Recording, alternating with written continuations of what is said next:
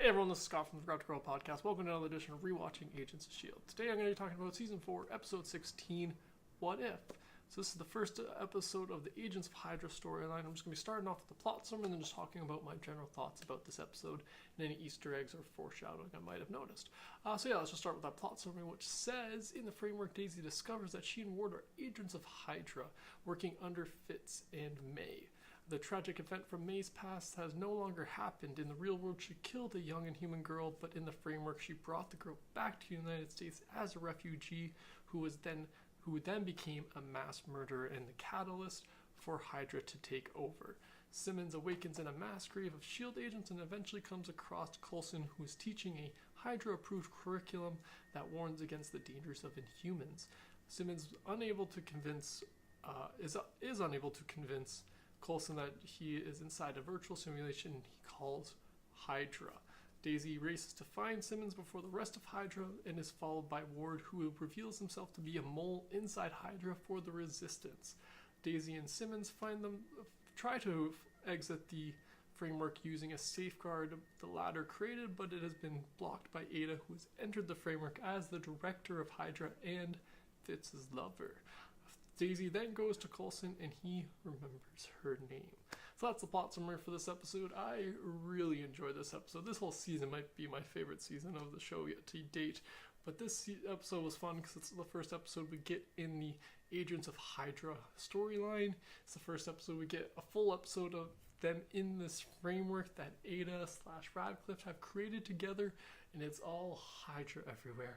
And I just love this kind of alternate look, and I like that it's not like you're looking at like an alternate reality, but it's not a real alternate reality in the sense that like most sci-fis do it, where you actually go to a literal other universe or literal other Earth.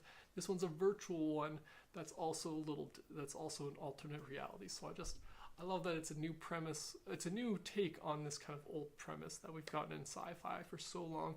That's even part of comic books, like a big part of comic books with the multiverse and etc. But yeah, so I really enjoyed this aspect of it. I love seeing all these characters as themselves, but a different version of themselves. Fitz being this badass, kind of evil guy, and then you got Coulson as this cynic, and you've got May as pretty much May, but working for Hydra.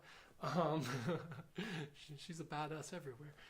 And then we get Ward, who's actually turns out to be, kind of on the good side in this world, but at the same time, as Simmons points out, he's a double agent again, and it's just like, oh, speaking of Simmons, she has zero time for any of these people, any of the not real people in the framework. That's one thing she makes very clear throughout these couple episodes, but especially this one, where she talks to them like they're not real. Like, I get to her they're not real, but to them themselves they're real. So it's just very it's very unlike Simmons in some points, but at the same time it's kind of like her, because she's very dismissive of these things that she sees as not real, because she has greater knowledge of it, but she lacks to comprehend that, a little bit of empathy for these things, not knowing better, because they're just programmed that way. So I thought that was an interesting little piece they put in, with Gemma being very kind of having no time for any of them, like just straight up being like, not even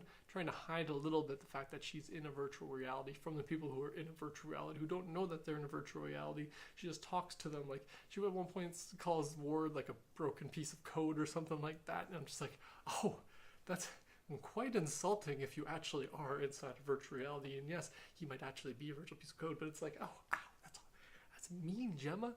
But that was just a fun little bit I kind of noticed. Some of the other things I enjoyed about this episode, I like that Ada inserts herself and then she ends up making herself Fitz's lover, which is just like, I'm very jealous of Gemma, and that's why I decided to kill Gemma in the framework, is it? Ada?